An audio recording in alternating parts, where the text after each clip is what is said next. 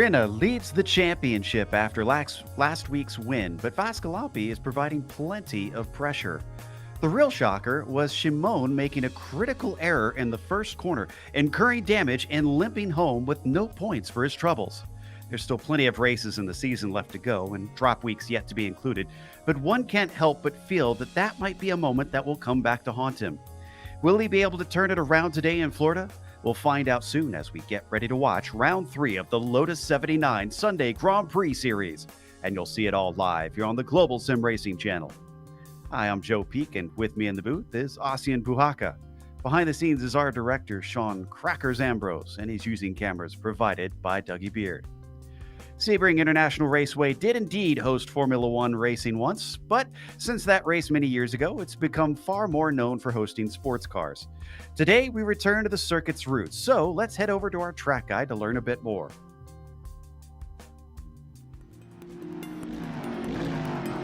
Welcome to Sebring International Raceway. Home to the 12 Hours of Sebring, one of the most grueling tests in endurance racing, this is a track which has earned a fearsome reputation among drivers. The circuit itself is located on the southeastern edge of the city of Sebring, Florida, and was built out of Hendricks Army Airfield shortly after World War II. 3 layouts are currently in use, ranging from 1.7 to 3.7 miles in length. The longest course, which is perhaps the most well-known with it being the one used for the famed endurance race, shockingly still contains portions of the original airfield surface. It's this aspect which has become a signature feature of the track, making it extremely bumpy for racing. Sunset Bend in particular nearly shakes cars apart while they attempt to navigate the high-speed 180-degree corner.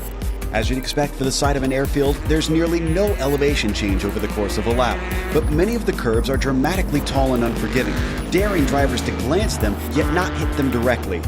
Thankfully, places to pass are plentiful, including spots like the Hairpin and Cunningham. However, the many fast, sweeping turns creates a dilemma for car setup, since a vehicle that's made too stiff could wind up bottoming out on the onerous bumps. In the end, if you have the wherewithal to withstand the track's rough nature, you're likely to fare well.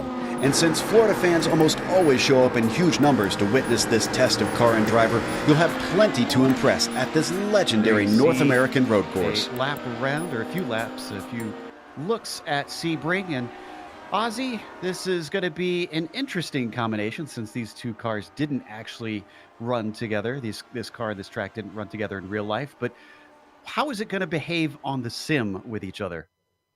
Well, it's very interesting, Joe, because this is a ground effect car, as I'm sure most of you know already. And the ground effect relies on making a seal between the car and the track. And when you have bumps, that seal gets broken. So what that means is a car which relies a lot on the seal is gonna lose grip, lose grip, half grip in the middle of the corner, especially on Sunset Bend and the first turn. So that's gonna be a very interesting combination. As for the rest, it's one of the most delightful driving experiences you can have on the entire simulator. As funny as that sounds, but it's gonna require a lot of bravery, let's put it that way. That doesn't surprise me at all, honestly, the way these cars usually run. Now, let's take a look at the championship. And I mentioned Rinne actually leading the way. Vascalampi not too far behind. You can see Vanio Congas back there in third as well. A2 is one to watch out for, I think, but also Freesia. Now, we've been a bit down on him because his pace has not been what it's seemed like in seasons past, but consider his consistency has him up to fourth, even in spite of lacking what seems to be typical pace for him. So if he finds his way into the car and into some speed, he could be a real threat. Tomas Shimon, with his wreck last week, unfortunately slips down to fifth. What about the Classic Teams Championship standings? How are those sitting?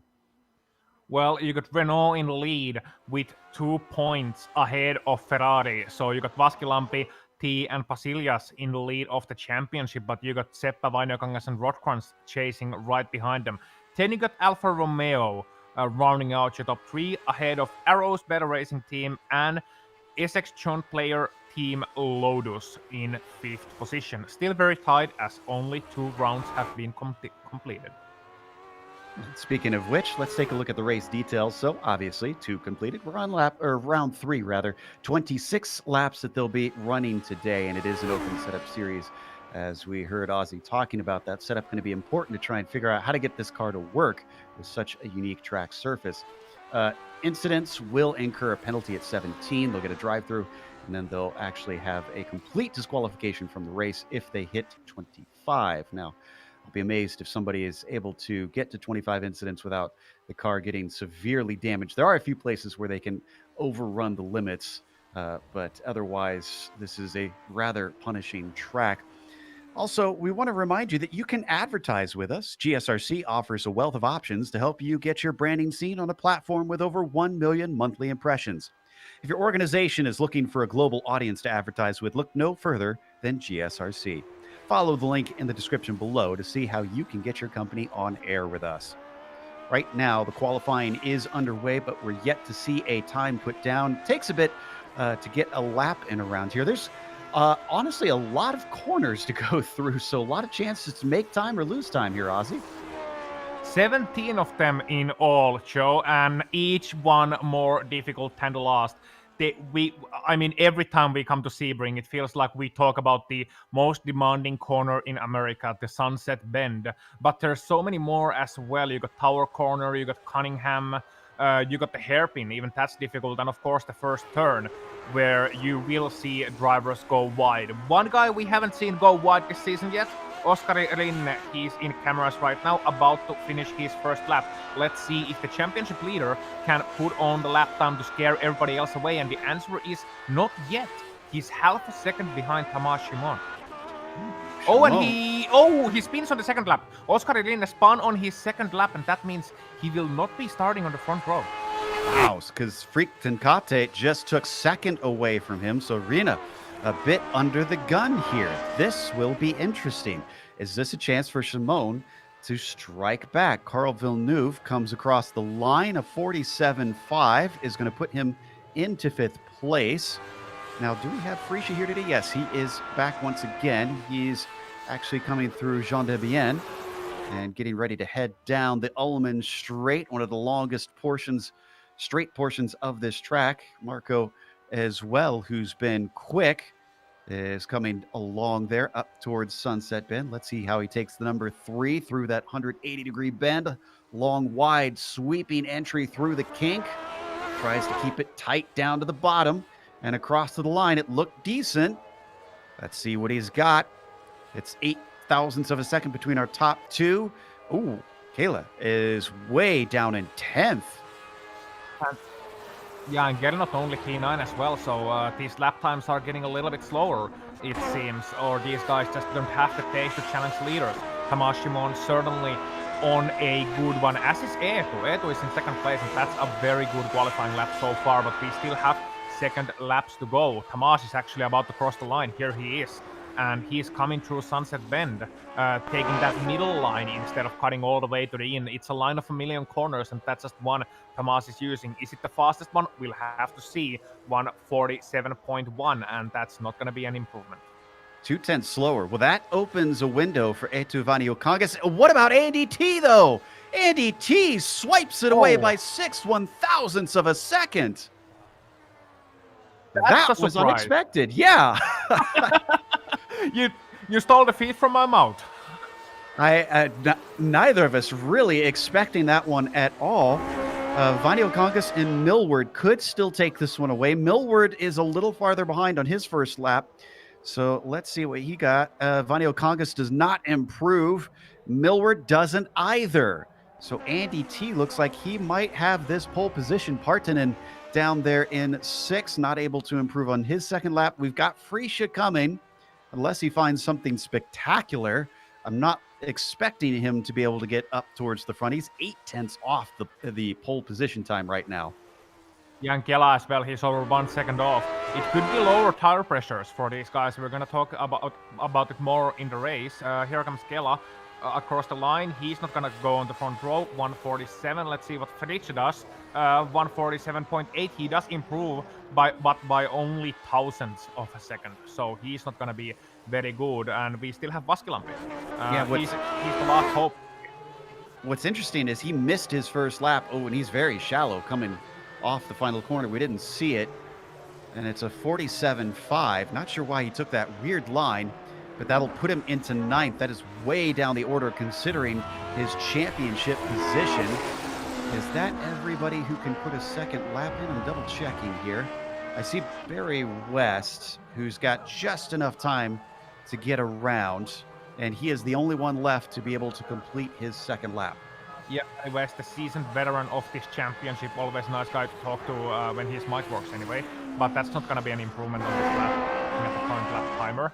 And yeah, he's just going to put in a time in, get a bit of camera time. It's important for these small teams, and well, he's going to come across the line and just completing a second outlap, maybe getting some time with the race fuel. And I think that's going to be all, folks. That will set our qualifying order. So let's go through. And Andy T shocks both of us, and I'm sure a few others, by taking the pole away from Tomasz Simon by just a few thousandths of a second. Top 3 are very tightly packed. Vanio Congas starting 3rd. Very close behind them. Alex Millward rounds out the second row with Freakton Kate starting 5th. Partanen will be P6 today. Inside of row 4 has Seppa back there. Rina, a shocker, spinning on his second lap and getting denied a better opportunity. Starts all the way down in 8th. Fasculampi will be next in 9th, and Carl Villeneuve rounds out your top 10. In 11th spot, it could be a front row, but it's 6th row. Marco Kela starting 11th, Gernot Fritzsche starting 12th. That's also a bit of a shocker. Peter Konieczny gonna be starting 13th, ahead of Mike Rasimas. Michael de Turk and Erwin Rotkans completing your row number 8. In row number 9, it's gonna be Keith Herner and Barry West, and in row 10, Luz Olsen and Frank A. Peters. Dennis Shanning didn't get a qualifying lap in, and he'll be completing our 21 driver field. This is a top split. If you're not familiar with iRacing, they have a certain limit to the size of a field, and if it gets too big, they will split them into 2 fields, and they are separated by iRating, which is a unit of measurement that iRacing uses to determine your skill based on your finishing results. So this is the best of the best that we are seeing here today. And the T is hot today because he is on the pole, snatching it away from Shimon. We just about have all the cars on the grid. Rina taking his time. I wonder if he's making a few adjustments to see if he can help himself run in the middle of the pack, considering he'll have to be dealing with a little bit of it here today, more than usual. Partanen, the last one to put it out on the grid. So the engines start to rev. The lights come up. Green flag is out. Andy T with a decent start. It's a good one for Vanio Congas, who starts to pull away from Millward, who had a bit of a glance at first. They come down into turn 1, side by side for that 3rd position. 3 wide a little bit in the back as it's going to narrow down, but it is a clean start for all 21 starters. It is indeed, and as they're coming to turn number 3, let's hope it stays that way as well. It looks to be so. Everybody making it through, shuffling around the pack, and as they are getting single file very soon. I was looking at a few guys. Gernot Fritzsche lost a couple of positions in the start, went to the outside, and Oskar Rinne gained a couple as well, so he is actually trying to pass Freak and Kade into the hairpin.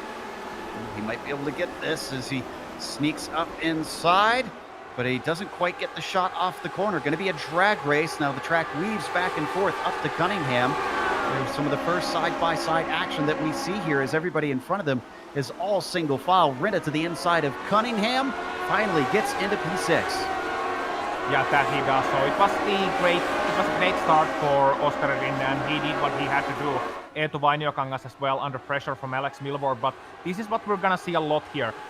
These guys will be running low tire pressures today due to the bumpy nature of the track to maximize the mechanical grip and maximize the give of the car over these bumps. So it's gonna take a couple of laps for these tires to get up into the heat and get working. So until 10, guys with higher pressures can make gains, and guys with lower pressures, they'll have to wait for the car to come back to them. And we're also gonna see the pack separating into several battle packs. The leaders, however, very close together. It's he and Shimon.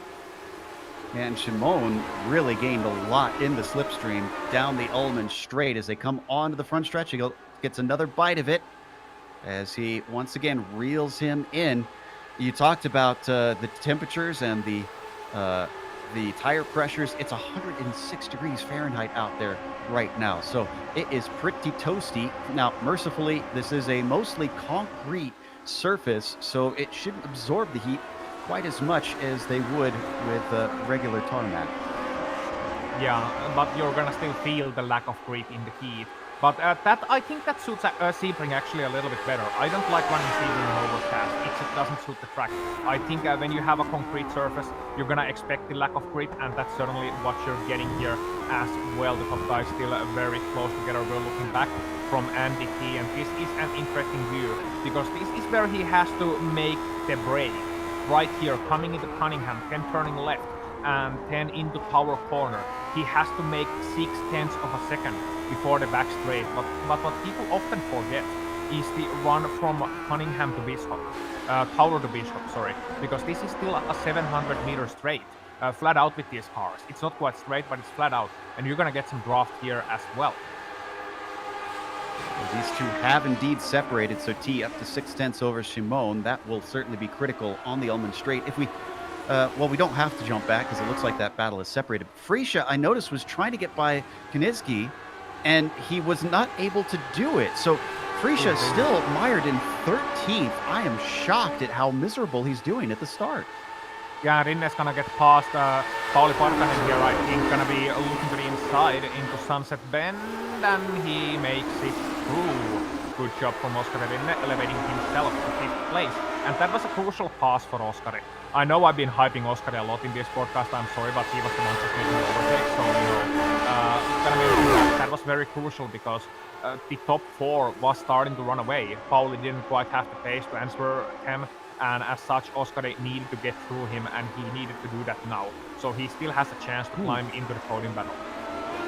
Behind them, decisive move from the number 3. Marco gets by Vascalopi. Just saw him have a bad exit out of turn 1 and puts himself into 9th. Let's take a look at that one. He certainly had to be aggressive with it to make it stick. Here's the mistake from Vascalopi. Watch the Renault. Just slides it out of the corner and then leaves the door open. Yeah, he does. And wow, that was decisive from Marco Kela. And if we come back, the 3rd place is looking very close as well between Eetu Vainiokangas and Alex Milward. Milward will be certainly trying to get a chance here, Joe, because he was already looking into Cunningham, was Alex Milward, and coming here out of Tower, he's gonna have a chance, perhaps even into Bishop, if he's brave. He's got the slipstream. He had a great exit out of Tower. I don't think he's quite close enough. Down into Jean Dembien, not as much braking as he would hope for, but he's going to set himself up well if he gets a good launch off of Le Mans. He's nice and tidy compared to what we've seen from Vainiokangas, and here we go as they pick up speed, 150 miles an hour and climbing. Indeed, 60 and 70 coming into Sunset Bend, but he doesn't have the speed required to make a move, and that's very interesting. That's going to make things difficult for Alex Milward, because he didn't have the pure raw straight line speed to get past Eetu, so he's gonna have to use his higher downforce, his faster corner speed. So maybe on the exit of turn number 1, he's gonna get a chance into 3, but he comes in a little bit too shallow into the corner, a little bit too close to the wall, and gonna ruin his run. So now that he has a higher downforce, he's gonna have to look for a chance into turn number 3 with a great exit from 1, or into Cunningham, after getting great exit from the hairpin and following him through those small corners. Now, I know you said you felt like you were overhyping Oskari, but he has not only gained all these positions in all this time, he just set the fastest lap of the race now that he was in clear air. And look at this. He's thinking about getting onto the podium as he's joined the fray in this battle for P3.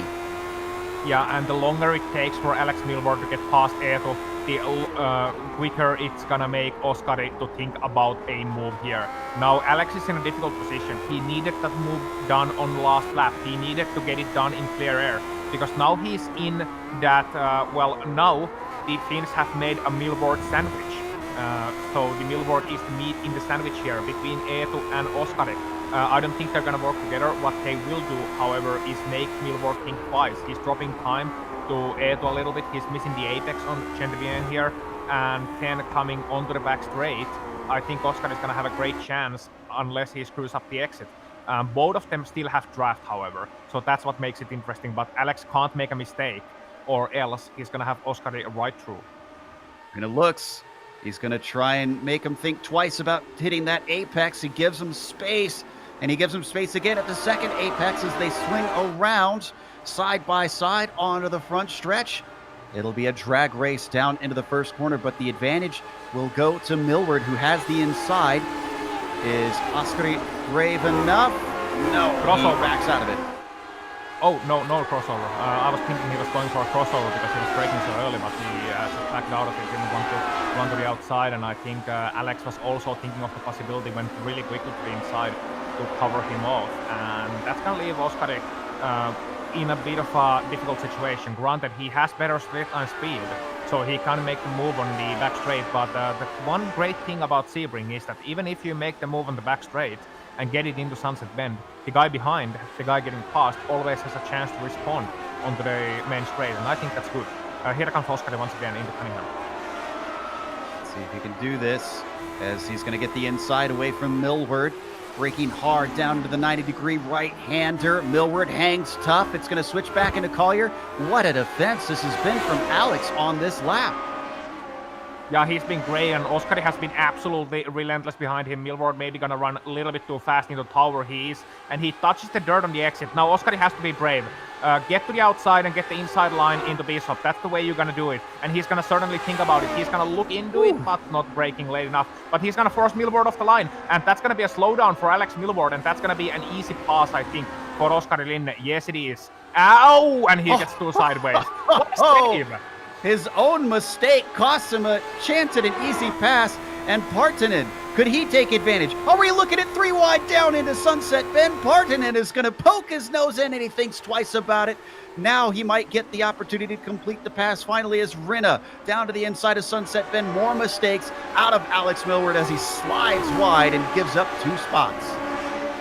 Yeah, I talked with Linne before the race. He said he loves Sebring a lot as the track hasn't driven here before with Lotus 79 much. So this is going to be a learning experience, and that slide certainly one thing to learn.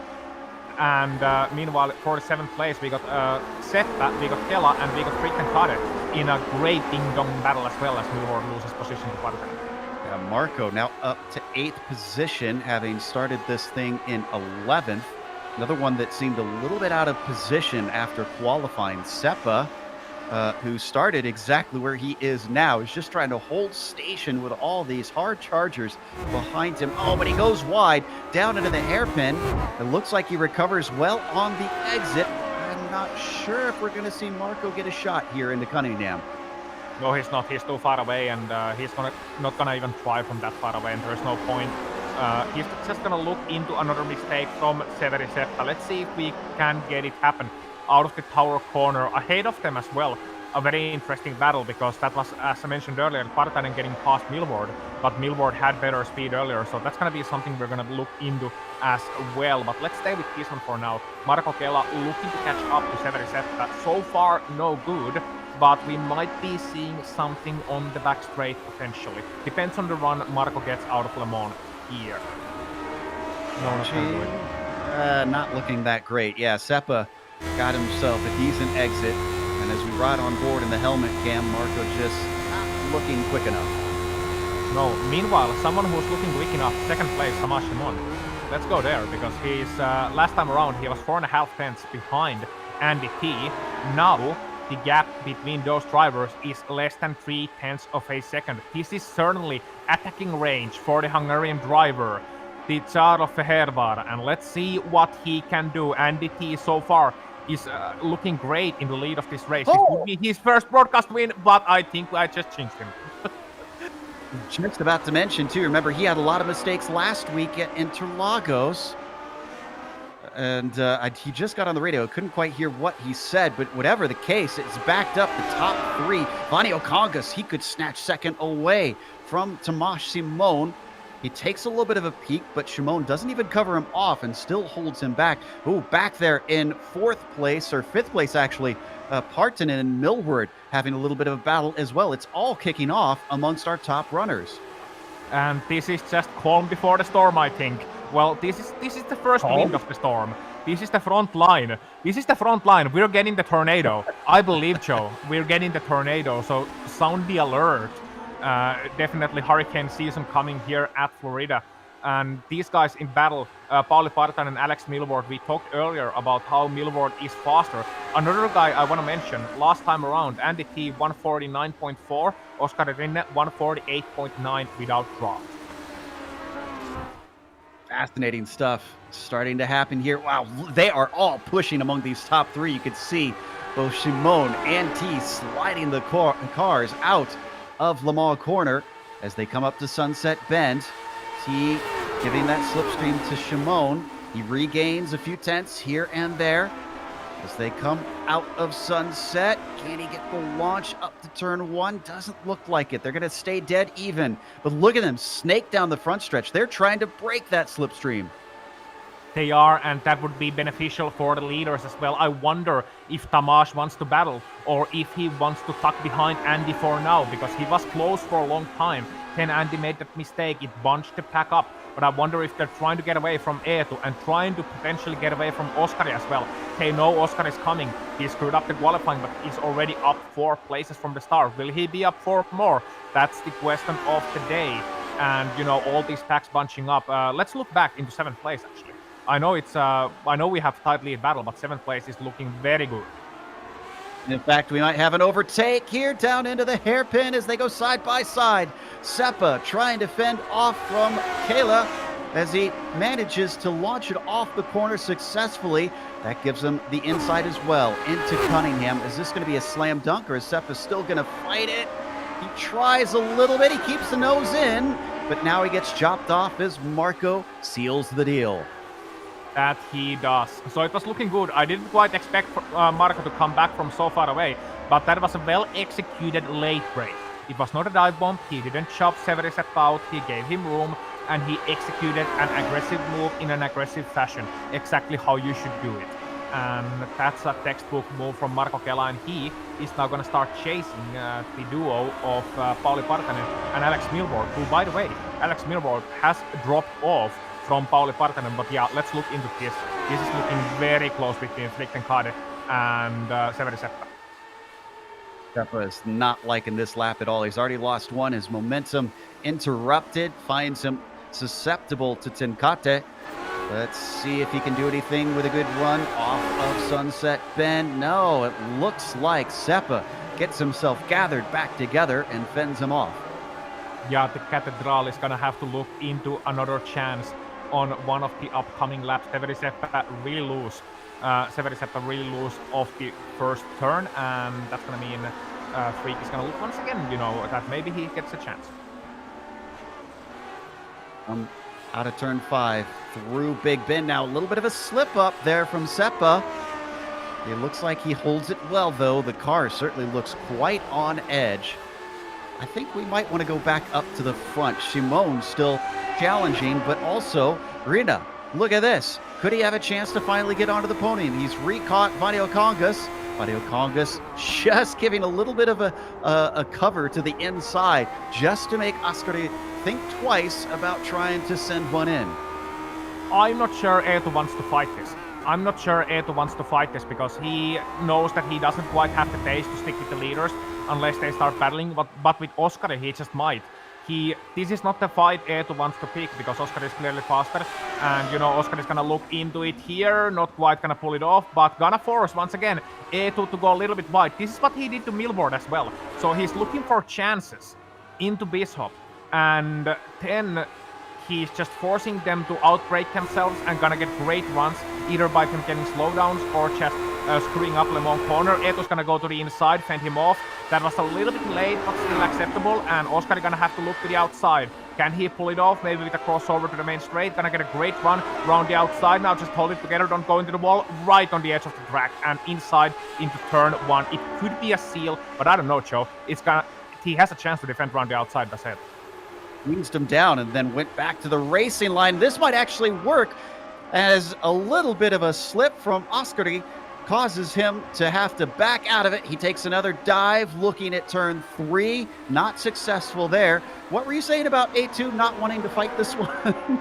Yeah, I said this is a fight he shouldn't pick, but fair enough, he picked it and he's fighting and they're dropping ground to the leader, sure, but they're having a great fight. Oskari, however, gonna get a good run into the hairpin. Is he gonna try this? Yes, he is, to the inside and locks the brakes and almost runs into the side of Eetu, but just gonna hold it off and Eetu gonna give him a bit of a chop exiting the corner. So it's Fruitti and Rinne and Vainiokangas so far still defending round the outside. Oskari has a great chance up to the inside of Cunningham. Can he pull it off? Oh, Eetu's gonna run a little bit wide and Eetu's gonna hold off, I think, for now. But that's Oskari trying to turn into the corner and getting chopped off. Wow, these guys are getting feisty. I was just about to say the same thing. It's fierce, and he gets another good run. This is his favorite spot, trying to get it around the outside of Bishop to scare them off when they get to Jean Debienne.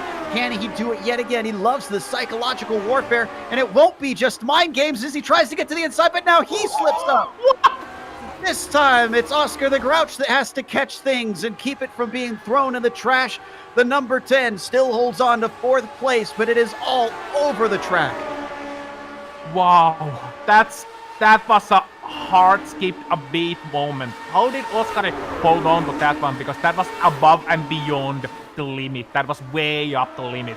And Eetu there in front of him getting very aggressive with his defense. I'm very surprised by this. He was actually fending off Oskari quite aggressively into the out of the tower corner, but fair enough, that's a battle, and Oskari is now gonna get frustrated more and more, and this is gonna test the psyche of the young driver. How will he handle this aggressive, determined defense from Eetu Vainiokangas? Is he gonna make more mistakes, or is he gonna hold off, calm down, and look for his chance, gather the data? This is where we have a chance to see if he can learn the lessons that General Triccia has taught for so many years. Remember that Vainiokangas is 3rd in the points right now, so this is not just on track. This is Oskari trying to keep himself with as much advantage as possible in the championship by getting by the number 12. I don't think he's close enough unless he's very aggressive. Oh, and Eetu still feels under threat. He covers him off as behind them we have a pass. Oh, and contact between Marco and who was that? That was Alex Millward that he just got into. Yeah. Oh, and Congas is off. Oskari must have made contact with him as well. Yeah, so Oskari came into tower corner, and we're gonna see it here. Just runs too close to Eetu, and he ran into the back of Eetu Vainiokangas and fended him off. I'm sure he didn't mean to do that, but that's a little bit too close. His nose hit the gearbox, and Eetu came back to the track, and a little bit of damage from him hitting into the wall, and that's a sad end to this great battle. But that can happen so easily when you run right behind someone heading into tower corner. Just a little bit too close, the nose cone hit the gearbox, and that's gonna send somebody around. Sad that after such a great battle, it wound up that way. The good news is we are not left without a fight after that, because Simone and T only separated by about 0.3 of a second, and this is about how far apart they've been for the last few laps. Now, I wonder if this is legitimate, if Shimon is having trouble getting by, or is he just biding his time here? Well, let's see the draft here. He's getting out of the draft. You can see Andy defending, taking the middle line. Once again, oh, Shimon is lifting. He's totally lifting. You could see it heading into the hairpin. He's lifting a little bit. I think he's leading Andy T into false sense of security. But this is really clever from Tamás Simon. He identified the situation, knowing Oskari is far back, and this is where he's gonna pounce. Looking to the outside, once again, he's being very passive with these overtaking attempts. He's not following through, he's just seeing, okay, if I go here, what will Andy do? He's gathering data, and he still has half of this race to go, does Tamás. He has no hurry, but he's certainly playing with his foot. It certainly seems like he's trying to set him up for the exit off of the corners, because you mentioned he lifted off and then off the hairpin, he just launched that thing. Let's see if he does it with Le Mans here as well. Oh, it's not that great. He is going to get the slipstream. T will be looking in his mirrors. He starts to gain down to 0.2 of a second. Ah, but another lift. Yep, and I don't know if Andy knows he's lifting. That's the thing. and you can't hear the car behind that well. You can just see that they're, catching, then dropping. And I think Tamas is going to bide his time a little bit, so we can jump to P number 7 potentially. That's where Alex Milward and Teemu Vaskilampi and Gernot Fritsch are in a tight group, and they are slowly but surely going to try and catch up to Severi and Prix. And it's interesting watching Frisha. He's almost Dixon-esque in this, that things look bad, and yet he somehow seems to be able to just slowly chip away and get himself into the fray. From back down at 13th at one point, he's up to 9th with 2 cars directly in front of him, and he might have a good shot here. Look at this, coming up to the Renault. Vaskilampi right in front of him, and Teemu knows it. He holds to the right side just to give him a hard time, make him work for it. Could he get the over-under here? Not quite, but he does stay right on that gearbox. That he does, and suddenly Teemu finds himself going from attacking to defending. And Alex Milward, Teemu Vaskilampi, Gernot Fritsch in a battle. These guys are fighting for 7th, 8th, and 9th. And that just goes to show you the level in this series, because this could be a podium battle. Absolutely, with the drivers involved, the level of drivers involved, and Alex making a bit of a mistake heading out of Tower Corner, and that's going to allow Gernot to get very close. Teemu, who had the mistake, he put wheels into the grass, who holds the inside, almost making contact as Frisha tries to turn into the corner, but finds that there is a car exactly where he wants to be. Another shot here as he gets a much better run coming out of Le Mans compared to Vaskilampi as they start to pick up speed. Oh, but it looks like, I wonder if a little bit of wing on Frisha, as he's not fast in a straight line here. No, he's not, and that's a real surprise. Now, something I'm gonna pick up. Let's watch this first, though, because Gernot is gonna have a great run onto the men's straight. So, Teemu is gonna hold off to the inside. Gernot theoretically has a room, but goes to the outside, takes the wide line, and brakes very late. And Teemu couldn't match him at all. Gernot round the outside, very brave, very solid, and Teemu's not gonna have a chance into turn number 3 either. So Gernot completes the move, and that is how you do it, round the outside into turn number 1. You take the wide swing, and Teemu not even coming off to hold off the middle line, and then you just have to be brave and brave that curb on the exit. You're gonna aim for the curb and hope that you can turn it in early enough, because it's very, very difficult to see. Well, you're going to swing, better swing for the fences.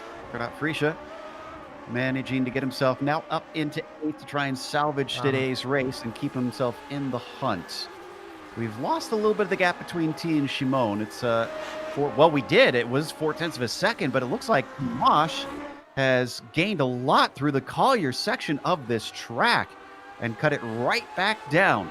So just when I think that they're going to be split up, our top 2 come together once again. Yes, they do, and guess who's behind them? What's red, white, and half a second faster than leaders? I'm going to guess that is something that comes in a trash can. Poor Oskari, he lives in an apartment, thank you very much. I mean, it's an inevitable nickname. If he doesn't like it, I absolutely will not use it. But it's sort of an inevitable nickname for Rina. But I mean, what a drive from him. Going from 8th to 3rd. Let's see what this lap is now that he's in clean air. As he comes across the line. 48.6, so not his fastest. 2/10 off of his quickest lap, which was still lap 3. Yeah, and he made a mistake last time around, but Andy's getting faster now. He's getting into the 48s as well, so he's getting into his groove. But all this battling between the leaders still means that despite everything that has happened, Oskari has a chance to catch up. So Tamas, he can't wait for too long. That's the thing. He was biding his time, but he can't bide his time for too long. I think the next time around he gets a run, I don't think he's going to lift, because he's going to identify the situation. He knows that Oskari is catching him hand over fist on a good lap. And even last time around when Oskari made a bit of an error, it was 3/10 that Oskari was able to catch up. So, it won't be long until he's in the draft range. The overtake is going to cost some time. And the last thing Tamas wants is Oskari challenging him from behind as he's trying to take Andy. Fascinating as well. The only one of this 3 that has not won a race so far this season is Andy T, and he is up at the front. So Well, yeah, I think he's gonna get some early grace with the pressure Tamás is putting on him. So Shimon, who continues to ride behind and is probably getting sick of that gearbox, sliding a little bit, trying to set the car up and coming off the corner as he has to catch it onto the Ullman straight. That'll deny him a great opportunity that he could have had. That was a save and a half from Tamás Shimon, and he was just like Oscar earlier. He was way over the limit. That's beyond the normal saving limit. That's gonna need some really quick hands and also some calmness. You can't lift off the throttle completely, else the car comes back to bite you. You have to hold on to it somewhat, and you have to really be in tune with your machinery to pull that off. Because I don't think 95% of the drivers in this series couldn't pull that save off. It's very few and far between that can pull that kind of car control off at the late situation. They get over the limit, and that's why they're so fast, because they know that when they get to the limit, even if they step above it, they can still save it. Yeah.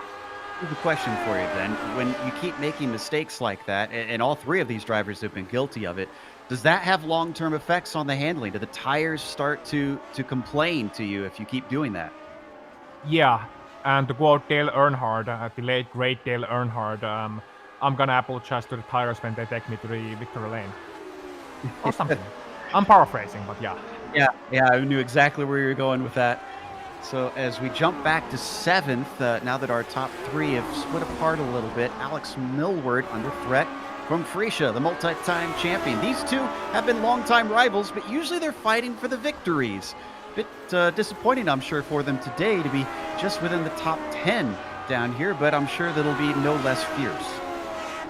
No, not at all. Alex is really struggling with this race. He's dropping off. Gernot, however, he's on a good pace, actually. And none of these guys are really on a bad pace when I'm looking at their lap times. You know, they're actually matching the lap times of the leaders, as unbelievable as it sounds. So they just lost a lot of time early on. And Gernot, he's trying to catch up here. Not going to be close enough this time around, I'm sure. But I think he knows Alex has his issues with this race. And he also knows that it's going to be a tall order to get past Alex and then go and pass Freak. You know, so he knows that his battle is with Alex Millward. So once again, just like with Eetu on week number 1, he can bide his time. Good point about the pace. If you look at our top 8, our very observant viewers may have noticed that the top 8 are still within 10 seconds of Andy T in the lead. So you're right. It's been a torrid pace for everyone up at the front. And if any of them make mistakes, they're going to lose more than just one position, most likely. Yeah, and that's the thing. We are only 10 to go, but I wish this was full Grand Prix distance, you know, because this race doesn't deserve to end in 10 laps. I'm feeling that we're just getting started, you know, with the leaders, despite all the storylines, all the great battles, and these guys as well, Alex Millward, Cherno Frisch, you know, it feels like, Gernot Frisch, it feels like these guys have been dropping back, you know, Alex has been dropping back all the way throughout the race. Gernot has been bit further back than we expect, even with his less than stellar form this season. So, you know, it feels like they're all the way to the back, but they're matching the lap times of the leaders. They're doing great for themselves, and Gernot so far biding his time, I think. But he is getting closer and closer to Alex, who once again missed the apex on the tower corner, and that's going to be something Gernot notices. And he in that little notebook that he has in his brain, he's gonna put all these things down and use that data later on. Once again, Alex going wide, so he's braking late, he's trying to get the car to turn in, and it doesn't turn in. I wonder if he's having some sort of mechanical issue beyond the car, because that's not normal anymore. He has some front wing damage, but I don't think that will explain it. Involved in the incident earlier with Kayla, wasn't he? As we have a little bit of a look, and Freesia going to get aggressive down into Sunset Bend, and I think he's got it done before the corner is even over. Look at that from the number 1 machine, now up to 7th place. Yeah, so Alex missed the apex a little bit, and he gave him a lot of room. Alex didn't even want to fight this. He was like, okay, Gernot's gonna get past here, fair game, fair enough. Let's see if Gernot can tow me to these guys in front. I said earlier that Gernot's fight is not necessarily going to be with Freak and Severi, but Severi's lap times are actually dropping, and even with the overtake. Mind you, he went too wide through Sunset Bend. Gernot Fritzsche, last time around, 148.7. Comparison, Severi Seppä in clear air, 149.4. A step away from that battle in the mid-pack because Rina is now right on the gearbox of Tomasz Simon. A little bit closer than Simon is to Andy T. No look into the corner, but he gains more ground. What did I say about those early grays earlier? Well, Andy, he had to fend off Tomasz Simon, who was biding his time. Well, now, Tomasz, I think he's gonna be, regretting that decision. But Oskari cuts the apex a little bit too much on power corner, hits that curb. That used to be a death sentence with the Lotus 79. Once you hit that curb, it's over. Bring in the guillotine and, bring on the next one. But this time around, he can actually hold it. But that's still gonna affect his confidence, and I think that's gonna affect the board of the car, so the floorboard of the car. But I don't think any one of these guys has a clean floorboard at this point in the race. That's just impossible at Sebring. And now Tomasz is gonna get more and more aggressive with Andy, but is it too late? Is he gonna just play himself? If he can't get the move done, mind you, it's gonna give a free chance to Oskar. And here he comes to the outside. By side, up into the first corner. We've seen the outside move work once. Can it work twice? Pinching him down and keeping him from exiting. And Oskari Rina takes second place the hard way. Wow, that was great execution from Oskari. And the really clever thing was that when he went to the outside, I think he identified the fact that Andy is gonna take the racing line. So he had the draft going to the outside. He had just that little bit more, and then to the outside, he knows that Tomasz can't see the car on the outside that well. It's very difficult to judge on the inside on what the outside guy is going to do. So Oskari saw that, okay, this is working out earlier, this worked out now as well. He used the information he gathered earlier and executed it with a brilliant move on Tomasz. Now let's see what he can do against Andy T. A reminder to our audience that did not see the start of the race. Rina qualified in 8th. He botched it a little bit and found himself with a lot of ground to gain up to 2nd, and now with a realistic chance at the win. This will be a stunning one if he can do it. This is his favorite move. Didn't do it this time. Interesting. Yeah, I think he was learning from an earlier incident with Eetu when he ran a little bit too close, and when they turned into the corner, his nose cone hit the gearbox. This time around, he was thinking, okay, I have time here. And that's the thing that Oskari's got to realize. Even if he's charging, he has time to wait for better chances, like into the sunset bend. He's going to the outside here as well. Can he pull it off from the outside? Oskari into the sunset bend. Andy T is gonna take the inside line. He's gonna take the tight line, but that's gonna allow Oskari to have a great exit. Is Andy gonna chop him off? Yes, he is! And they touch and turn back again. Wow, that was cheeky from Andy. I'm not sure if that was necessarily allowed, but this is gonna allow Tomasz to catch Oskari with his pants down. And Oskari is gonna slide, and he's gonna go wide, and Tomasz is gonna go through on the inside. Oskari is gonna fight this though, and they're gonna come together. And that's a very unfortunate end to this great battle. Oskar is gonna have to go all the way to the runoff and get himself back. And I want to wait for the replay to analyze this, but I have an opinion that Tomasz is well out of the lead battle. Moan down to 5th, and Rina back to 9th, farther down than where he started. Partanen with a surprise 2nd place. How about Seppa as well, up to 3rd from that. Let's take another look at the replay. All right, I'm curious what your thoughts are. Well, look at Tomasz. Yeah, he comes to the outside. That's on Shimon. You're still side by side. And even if you can say all you want about, being 3/4 ahead or not being enough ahead, Tomasz shouldn't have made that move. That's on him, and that's a shame because they had all the chance in the world to continue a great battle, and I think he just tried to squeeze Oskari Rina a little bit too much, and as a result, gonna send them both to the wall. Put on my expensive suit and play devil's advocate here.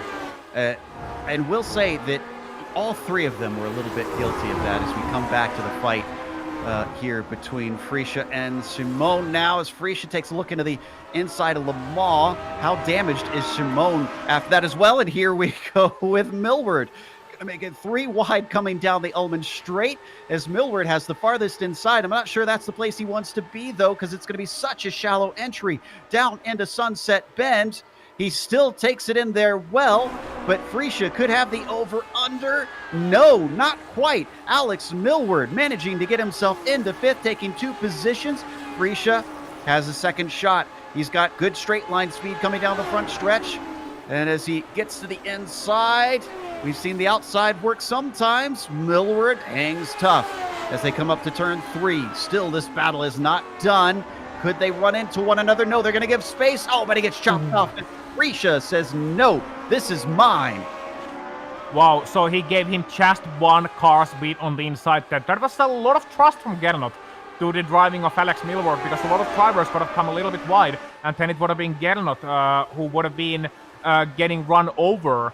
But great job from them to keep that clean. And Alex Millward on the back straight, he was outside of the track actually. The track limit, that's the white line. And Alex was like, I don't care about no track limits.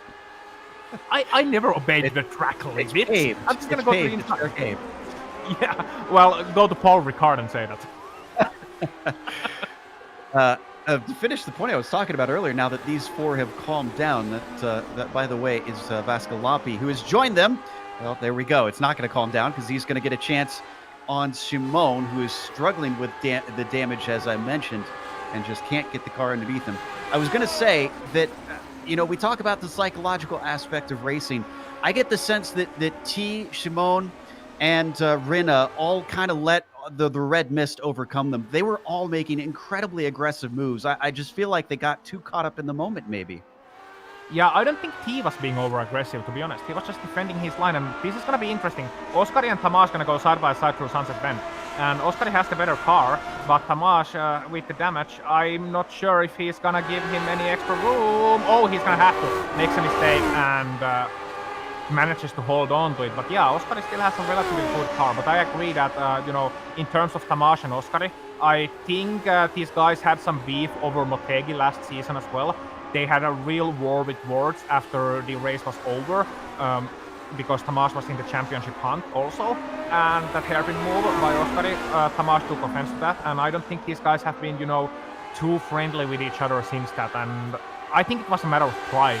And I've been in that situation before where when you don't like a guy, when you think you're faster than a guy, you don't want to lose to him no matter what. You don't want them to pass you, and you want to fight them all the way to the end. And that final move by Tamás, that was over the line.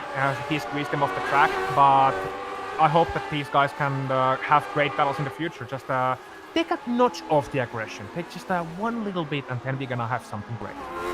Lumpy just got overtaken. We saw it on screen by Rina, who gets himself back into 7th. Credit to Simone, by the way. He did apologize over the text chat. We couldn't see it obviously on screen, but we can see it behind the scenes that he gave a little bit of an apology. So Rina not too harmed, as he's certainly seeming to have the pace to try and regain some ground. We're 5 to go. He's a second and a half back from Millward. Does he have enough to get himself up to P6 here? It could be. I mean, it could be. Last time around, he was 2 seconds faster than Millward. Mind you, Millward was battling, so that's going to have an effect. And Rinne, his problem is the front wing damage. You can see it there. That's what came from the contact with Tamás Simon, and that's the entire front end gone. And he's still lapping 47th, so, just goes to show you. But he has he has 4 to go this time around. The gap between them is 1.5 seconds. Well, 1.2 seconds between Alex and Oskari. I think it's going to be within striking distance. And if he gets there, I'm not sure there is too much that Alex Millward can do. So all he hopes is that Gernot's speed is going to be enough to pull him away, as Oskari is definitely charging here behind him. Yeah, Oskari, even overtaking Vascalapi on that lap, was 0.8 of a second faster than Millward. That time through, if that tells you anything. So he's definitely got a pace advantage, to put it lightly. As they come out of the hairpin, we're watching Millward still chasing Frisha up to P5. I keep making the comparison, and it's just so apt. He is so much like the Scott Dixon of the Lotus 79 Sunday Grand Prix series. You cannot stop Gernot Frisha, even on a bad day. Mark Martin, maybe. Yeah, good. Another good comparison. Just consistency out the wazoo. 4 laps to go. Apologize to Slapshoes if you're watching, the YouTuber, but 18 more championships for Gernot. I am a big fan of Slapshoes videos. I don't know if he's watching this or not, but thank you for the excellent content, sir. As they come out of Le Mans, Frisha, he's holding station over Millward. So Alex, even though he's been threatening, as they weave back and forth once again, trying to break that slipstream all the way down the straight. This has been an incredible race with just a bit of everything. As let's see what Rinna has underneath him this time by. How much quicker is it going to be? Down to 3 laps to go. Millward, as he comes across, it is his quickest lap. It's a 48 flat. Rinna, 47.9. All right, Alex Millward has responded. He's got the toe from Gernot. So as long as Gernot goes fast, Millward can go fast, but he can't afford to make a mistake. And Oscar is here trying to catch them up, trying to, force everything out of that wounded, battered Lotus 79. Mind you, he's had 2 contacts for position, 2 great battles, both of them ending in tears for him, and he is still higher than where he started, but he wants more. He absolutely wants more for the championship as well. He knows that Tamás has lost a lot of ground in that one, Eetu has lost a lot of ground in that one. He wants to make that points difference, and now he's gonna try to run down Alex. Meanwhile, we should also give screen time to a couple of other guys who are gonna be closer to back straight and closer to each other. That's 3rd place. Severi Seppä and Frick and Kade, they are right next to each other. Well, I say right next to, right behind each other. Now they have to be aware that this is for a podium position. So I'm sure that the pressure is on. Let's stay here, but we've only had our 2nd DNF of the day. Vanio Congas clipped the inside of turn 1 and sent himself into the barrier. He has since taken to the pits. Laust Olsen is the only other driver we've lost. That is incredible with how intense the fighting has been, how much contact we've seen among drivers out here today. That is just a testament to the level of skill that we've got in this top split. Oh, and that's a mistake from Seppä, but that's also Frick and Kade going really shallow into the final corner. So Seppä getting a little bit sideways, Frick and Kade going really shallow, and I think you're right. That's a testament to the level of these drivers. And these 2 guys, I think both are struggling. Frick and Kade hitting the inside wall into turn number 1 and goes hard into the wall. He just licks that, and that's gonna be a frustrated man. All 9 lives, they are out of the window. You don't need a replay of Vanio Congas wreck, because this is exactly what happened. This is just a complete carbon copy of what we saw with Vanio Congas. Slaps the outside wall, freaked and Kade. Now he tried to get it going. It looks like he did take a toe. I guess the car was too damaged in the end. Frisha, with that, now promoted into 4th place. Yeah, and those pesky walls, you saw them. That wall comes up upon you so quickly, because once you turn in, you're kinda committed to your line. You can't change your decisions once you make it. So once you turn in, he's gonna realize, oh, he's too early. He didn't straighten out the steering wheel. He thought he was gonna make it, and no, that's hitting the inside wall. I don't know if that's a lapse of concentration or just trying a different line, unfamiliar line to make it work. Either way, Frick and Kade out of his race, and that's gonna mean, yeah, you're right, Gernot in 4th, Alex in 5th, Oscar Linne in 6th place. And this still has 1 lap and a couple of straights to go, and Alex going a little bit wide on Le Mans corner. That's gonna allow Oscar a chance to the outside. 2 drivers that have been very harsh in their fights today. Millward, known for being a bit of an aggressive fighter. He sends it in deep, but he slides wide. Here's the over-under, a classic move, maybe some slipping and sliding from Rinna as well, as he tries to pinch him down. I hope this doesn't end in tears into turn 1 for these 2 as well. Both of them back to the racing line. Rinna trying to swing it as wide as he possibly can. I don't think the grip is quite there for Millward. He starts to lose out. Does he send it in into turn 3? No, he comes back to the racing line, and Rinna now up into the top 5. Absolutely on the limit, both around the outside and in the next braking zone. Alex couldn't send it up the inside because he couldn't brake any later. Oskari was absolutely breaking loose on the entry curve, but he kept it going straight, kept it together, and that's a great move. And now he's gonna hunt down Gernot Fritzsche. This is not over yet by any means. It amazes me. Rinna's still only 10 seconds behind Andy T. That's how much quicker he has been. They currently have T in Tower Corner, but these 3 who are fighting for a 4th place now. up to that corner themselves out of Collier. Rinna, how hard is he going to fight for Freesia? Is he going to try and get this position, or is he just going to try and settle in and take the points that he has available with 5th? I think he's going to try it. This is, again, one of the places where we've seen him made moves, but he doesn't stick his nose in this time. No, and as they are coming to the back straight, that's his great chance against Gernot. Doesn't get the greatest of runs. And gonna look to the inside, but meanwhile, we have our leader as well approaching the finishing line, Joe.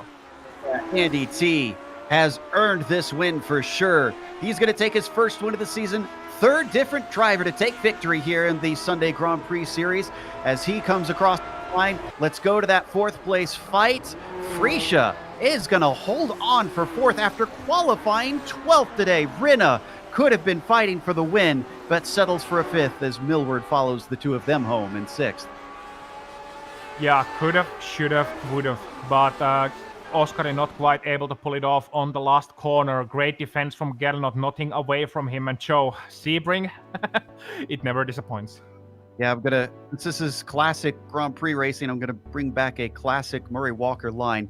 If is F1 backwards. So you can always say what if, but the stats tell the results, and that's the only thing you can go by.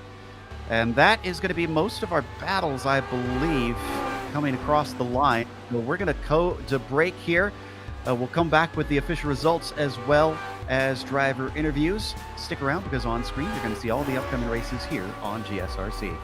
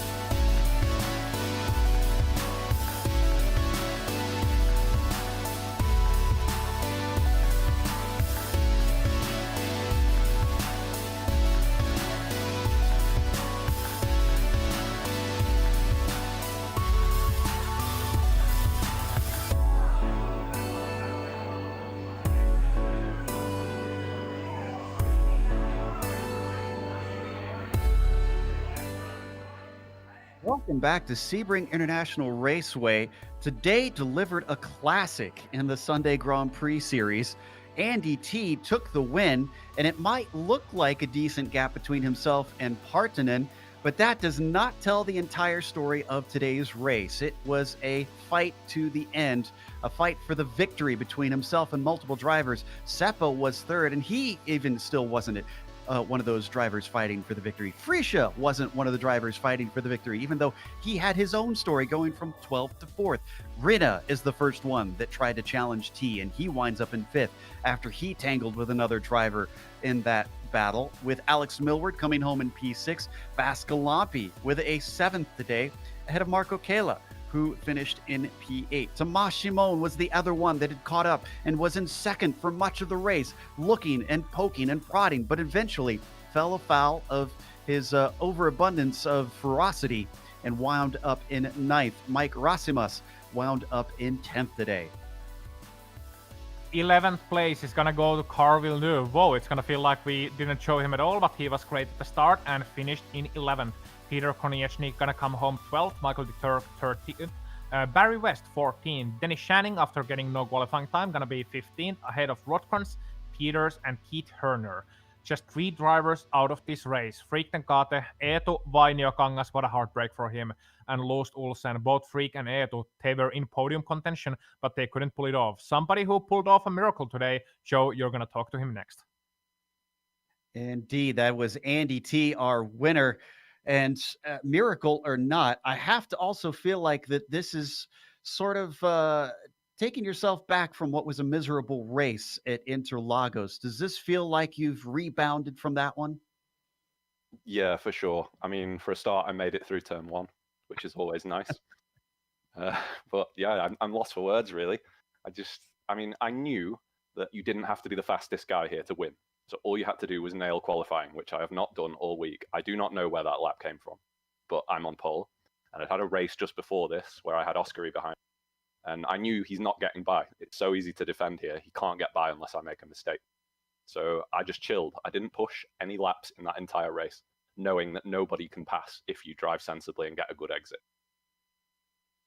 Funny that even you were surprised, because all 3 of us in the booth were as well when you suddenly shot up to the front. So talk about when you had them suddenly on the attack, because you had Shimon on you for much of the race, but then suddenly Rinna joined the fray. I mean, did that change the complexion of things when it became a 3-car fight? Was that a relief, or was that like an even bigger oh no? I mean, obviously you don't want the fastest guy on track behind you, especially given he's not exactly had the best record on track recently. But I thought if Tamas and him can fight, that's good for me, and it buys me laps where I don't have to defend, because defending is stressful and you're likely to make a mistake. And I've not really seen what happened between them, but I mean, them disappearing from my relatives was a welcome sight. It looked like you just kind of brought it home and kept the car together. This has been a difficult track for a lot of drivers with the bumps, and obviously a unique approach to the setup because of them. I mean, was it difficult with the heat and the bumps out there, or is this something where you kind of knew coming in and you had adjusted to it? I mean, I've raced this track a fair bit, so I'm used to it. And the car was set quite soft, and I just knew don't push on exit or you'll lose the rear, and that's all I had to do. Well, congratulations. Well done on a victory. From pole to flag might sound boring, but it certainly wasn't from our or your perspective. Go enjoy and celebrate, and hopefully we'll get to talk to you more this season. I hope so. That's the dream, at least. All right, Andy T taking the win. And up next, we don't have either of our podium finishers, because we have Ozzy talking to Gernot Friesche in 4th. Yeah, Gernot, it wasn't the best of qualifying for you, 12th place there, but then you stormed and you battled and you overtook almost everybody, finishing in 4th place. What a race. Tell us about your Sebring performance. Yeah, hi Ossian. That pretty much sums it up. I think my pace was not good enough, so my qualifying was not very helpful. So I started right in the middle of the pack. For some reason, my race pace was much better than my qualifying pace. So yeah, I was able to push. I still was not the fastest guy on track, so I think 4th place is much better than I could anticipate. So I'm quite happy with that. And there's also a surprise podium. So Andy, did a very well deserved win, and so did Pauli and Sebring with the podium positions. But it was a surprising result for everyone, I think. So, Gernot, I'm gonna have to ask you, because a lot of people are wondering. You are an 18-time champion in this series, and I'm sorry if this sounds cruel, but you're kind of slow this season. Yeah, there's several reasons for that. I think it's partly related to setup work. So yeah, with the recent changes to the car, I still haven't found my pace. I had something similar happening 2 seasons ago when we got the new time model. The other thing is that I don't really practice a lot, so yeah, that doesn't really help my performance and my setup work. So yeah, the third reason is also probably the most important reason is that the competition is crazy high. The other guys are really fast, so it's not easy at all for no one here. And you can see how the field is mixed up every single week. Yeah, you really can see that, but it's still early days in the season. I'm sure you can find your pace. How's your championship season looking? What are your aspirations this year? It's not looking good. I'll have drop weeks coming up now, so yeah, that makes it even more difficult. But yeah, in the end, it's all about having fun. So I'll be back, and I hope I'll be back strong enough to compete for podiums. We certainly hope so. Would be great to see you back there on the podium. You belong there. Gernot Fritzsche, thank you very much, and congratulations for a good race. Guys, see you. Bye-bye. That was Gernot Fritzsche, the 18-time champion, and Joe Peak. He's going to be next talking to probably the fastest man in this race, maybe. He set the fastest lap on the very last lap. Oskari, now you've had some critics that we've heard a little bit, so now's, I guess, an opportunity to defend yourself. Talk to us a little bit about this race and your feelings about what happened in some of these battles you were in. Yeah, hi guys. Yeah, first of all, I'm really sorry to Eetu because my first reaction inside the car was that I had the inside, but looking at the replay, I clearly didn't. I just punted him off. So I'm really sorry for Eetu because that was on me. I don't know, that was my bad. But then again, yeah, the qualifying was bad. I didn't get a good lap in. I spun on the second lap, and then I just tried to work my way up. It's really hard to overtake, and then I had a moment with Eetu. Again, I'm sorry about that. And then, yeah, when I catched up to, I knew I was basically in a 2 versus 1 battle with them because, yeah, they will work together, and they did. So Andy slowed down, I had to lift, and then Thomas went up the inside. I don't know about the contact in turn 1. I think I had nowhere to go. I was on the outside and just pushed wide, but I don't know. That might be netcode or something. We will have to spend some time maybe trying to analyze that a little bit. You came into this round leading the championship. You might actually still be, considering how most of your rivals finished. You've got 1 win on the board. I mean, what are you thinking championship-wise this season? Is this still looking pretty possible? It seems like you've got the pace over a lot of other drivers. Yeah, I had the pace, and I agree with some of the criticism. I don't agree with some of them because I think I made some good moves for that whole race, and for some reason I always have the problems with same drivers. Expect Eetu. Again, sorry about that. I can't really say more, but yeah, I have the pace to win the championship for sure. Confidence there. I mean, do any of those rivalries, those brewing rivalries, come into your mind when you're in the car and on the track, or are you able to put that out and everybody is just the same that you race once you're on the track? No, I don't think so. I think people who really like are kind to me and like that. I give them a lot of respect, and I don't mean to like wreck anybody at all because it's I don't know. I give some people, of course, really much room, like people like Alex, who's really nice guy, and I don't mean others are not nice, but sometimes they can go a little bit overboard. A lot of feelings, a lot of talking to be done behind the scenes, I'm sure. Well, Oskari, that was a stunning race to watch, and hopefully we'll get to see you next week when we head over to the next round. Yeah. That was Oskari Grina for 5th place out there today, and we'll talk about that next round in a moment as we got to close up. Before we do, a big thank you to the Lotus 79 community for bringing us back for another season of coverage. And if you would like to get some of this coverage, including your company, well, make sure and contact us with the link below where you can find out how you can advertise on the channel. Thanks to the companies that provide the software and hardware for our broadcast listed here on your screen. And additional thanks go to June Lalonde, who provides our wonderful music. See the screen for how to get a hold of more of her great work. Thanks to the team today, Ossian, Sean, and Dougie. If you'd like to find out more about GSRC, including upcoming races, you can find it at globalsimracingchannel.com. You can check us out on our social media outlets. Twitter is at GSR Channel, Facebook, Global Sim Racing Channel, and Instagram is GSRC_Graham. We've got a merchandise store also linked below. It's just simply gsrc.storenv.com. While you're down there, make sure and click subscribe if you haven't yet so that you don't miss a moment here on GSRC. The next round, well, it's going to be another tough one to pass. Mosport. That'll be Sunday, October 11th at 12:30 p.m. Eastern. We have upcoming races for other series listed on the screen, so check those out and mark them down on your calendar. We're going to switch gears. We're heading to Talladega for the PRL Cup Series. That'll be NASCAR at 9 p.m. Eastern this evening. However, until next time, race clean, race hard. We'll see you on the track.